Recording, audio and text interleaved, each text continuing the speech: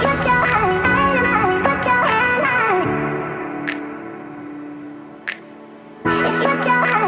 Everyone guys, अगर आपने इस ड्रामा के पहले के पार्ट्स नहीं देखे हैं तो आई सजेस्ट आप पहले वो देख लीजिए ताकि आपको आगे की स्टोरी समझ में आए। आगे नुत टाइम के साथ होती है। टाइम नशे की हालत में नुत से पूछता है, क्या तुम सच में अपनी बॉडी बेचने वाली हो? जो सुनकर नुत इसे अपने से दूर करती है। तभी टच यहाँ आता है और ये दोनों टाइम को इसके रूम तक लेकर जाते हैं।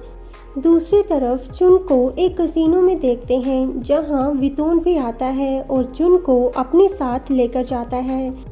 ये कहता है, फार्म में आग लगाने में सिर्फ मेरा नाम ही क्यों है? तो चुन कहता है, अभी सारे एविडेंस तुम्हारे खिलाफ हैं, तो तुम पुलिस के सामने कन्फेस कर लो। उसके बाद मैं एक लॉयर हायर करके तुम्हें छुड़वा लूँगा और तुम्हारे बीवी बच्चे का भी ध्यान रखूँगा। तो वितोन कहता है, मैं जानता हूँ कि तुम सिर्फ मुझे फंसाने की कोशिश कर रहे हो। तभी श्रुत पीछे से इस पर वार करता है और इसके बाद चुन भी इसे पीटने लगता है। तो वितोन मौका देखकर यहाँ से भाग जाता है। अगली सुबह दोनों भाई जॉगिंग के लिए आते हैं। टाइम टच से पूछता है, क्या तुम्हारी बीवी ने तुम्हें वर्कआउट करने के लिए कहा है? टच कहता है, नहीं, डॉक्टर ने कहा है। तो टाइम पूछता है, तुम नेचुरल वे कब ट्राई करने वाले हो? टच कहता है, शायद 2 महीने बाद। थोड़ी देर बाद टच कुछ कपल्स को देखकर कहता है, ये सब बाकियों के लिए इतना आसान कैसे है?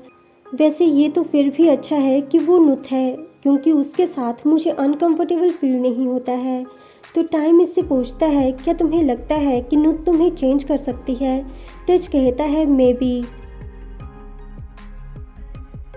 आगे चुन टच के ऑफिस आता है और टच को बातें सुनाने लगता है क्योंकि इनकी कंपनी को शुगर केन के लिए इन्वेस्टर नहीं मिला। और यहाँ टाइम और चुन फाइट भी करने लगते हैं तो टच इन्हें रोकता है।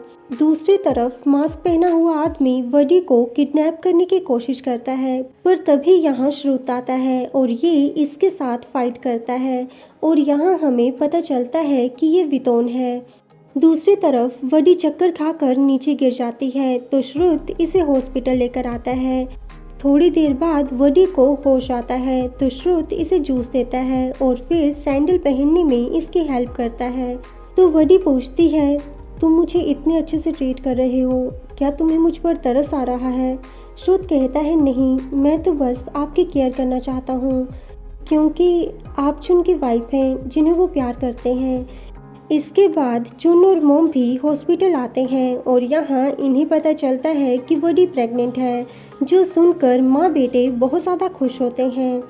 इसके बाद चुन के मोम टच की मोम को जलाने के लिए इन्हें बताती हैं कि वडी प्रेग्नेंट है। तो मोम फिर से इन्हें नेचुरल वे से बेबी कंसीव करने के लिए कहती हैं। तो टच पहले तो इनकी बात को इग्नोर करता है, पर फिर वडी प्रेग्नेंट है सुनकर शॉक्ड होता है।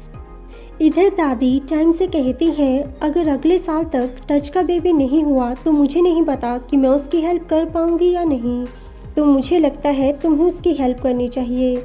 टाइम के दिमाग में पता नहीं क्या चल रहा था, तो ये शर्माते हुए कहता है, आप चाहती हैं कि मैं उसकी हेल्प करूं? दादी कहती हैं, हाँ, तुम्हें उसके काम का बोझ कम करना चाहिए ताकि वो अपनी वाइफ के साथ ज़्यादा टाइम स्पेंड कर सके।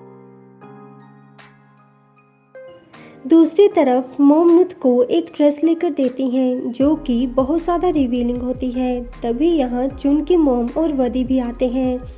मोम वडी को कॉन्ग्रेचुलेट करती हैं, पर ये तो वडी को बहुत कुछ सुनाने लगती हैं। तो ये कहती हैं, तुम्हें इतना खुश होने की ज़रूरत नहीं है क्योंकि अगर नुत प्रेग्नेंट होती है तो कंपनी तो सबसे बड़े बेटे को ही मिलेगी जो कि टच है। आगे नुत ये ड्रेस पहनकर बाहर आती है, पर देखती है कि टच तो रूम में है ही नहीं। तभी इसे डोर ओपन होने की आवाज़ सुनाई देती है तो इसे लगता है कि ये टच है, पर यहाँ तो टाइम होता है। टाइम पूछता है, तुम ये क्या कर रही हो? नुत कहती है, टच रूम में नहीं है, और ये अपने आप को कपड़े से कवर करती है। टाइम पूछता है, क्या तुमने ये टच को सेड्यूस करने के लिए पहना है? नुत गुस्से से कहती है, अगर मुझे उसे सेड्यूस करना होता तो मैं ये भी नहीं पहनती, और तुम यहाँ से जाओ क्योंकि ये मेरे और मेरे पति का प्राइवेट रूम है। तो टाइम को नुत पर गुस्सा आता है और ये नुत के साथ बदतमीजी करने लगता है। แล้วก็บริการพี่ผมให้คุ้มค่ากับเงินที่ต้องจ่ายไปด้วย टाइम रूम से बाहर आता है तो मॉम पूछती हैं तुम अपने भाई के रूम में क्या कर रहे थे। टाइम कहता है मुझे टच से काम के रिलेटेड कुछ बात करनी थी। इसके बाद टच रूम में आता है और नुत को देखकर पूछता है तुमने ये क्यों पहना है, क्या तुम्हें मॉम ने ये पहनने के लिए कहा है। तो नुत रोते हुए इसे हक कर लेती है और टच इससे माफ़ी मांगता है क्योंकि नुत को इसकी वजह से इतना कुछ सहना पड़ रहा है। थोड़ी देर बाद ये इसके आंसू पहुंचता है और कहता है मैं नहीं चाहता कि तुम फिर कभी रो। तो नुत इसे हक करती है और यहाँ पर टच नुत के लिए कुछ फील करता है तो ये इसे किस करने लगता है। पर थोड़ी देर बाद टच को नुत में चाले दिखने लगता है तो ये इसे सॉरी बोलकर यहाँ से चला जाता है। सुबह नुत गैलरी में आती है तो टच भी इसके पास आता है। ये दोनों ही बहुत ज़्यादा ऑकवर्ड फील कर रहे थे। पर थोड़ी देर बाद नुत टच का हाथ पकड़कर इसकी तरफ स्माइल करती है, मानो कह रही हो चिंता मत करो, सब कुछ ठीक हो जाएगा। यहाँ नुत के ऊपर नेल्स का बॉक्स गिरने वाला होता है पर टाइम सही टाइम पर आकर इसे बचा लेता है और टाइम और टच दोनों ही इससे पूछते हैं क्या तुम ठीक हो। नुत हाँ कहती है और टच और नुत टाइम को थैंक्स कहते हैं। आगे टाइम टच को पीटर ली के बारे में बताता है जिनकी चाइना में शुगर की एक बहुत बड़ी कंपनी है और वो अभी थाईलैंड आए हुए हैं। तो टाइम होटल में उनसे मिलने के लिए आता है और यहाँ अपनी एक्स गर्लफ्रेंड को इनके साथ देखता है। आगे टाइम अपने फ्रेंड को बताता है कि पीटर ली इसकी एक्स गर्लफ्रेंड का बॉयफ्रेंड है।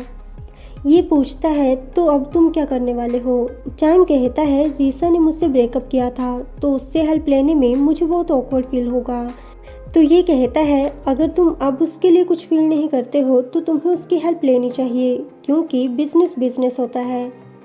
इधर सर्वेंट नुत की रात वाली ड्रेस धोने के लिए लेकर आती है तो मॉम कहती हैं नुत तो ये ड्रेस लेने से मना कर रही थी पर मेरे फोर्स करने के बाद वो मान गई और ये सारी बात टाइम भी सुन लेता है। फ्रेंड्स, अगर आपको मेरी एक्सप्लेनेशन अच्छी लगती है तो प्लीज़ वीडियो को लाइक शेयर कमेंट और चैनल को सब्सक्राइब भी कर लीजिएगा।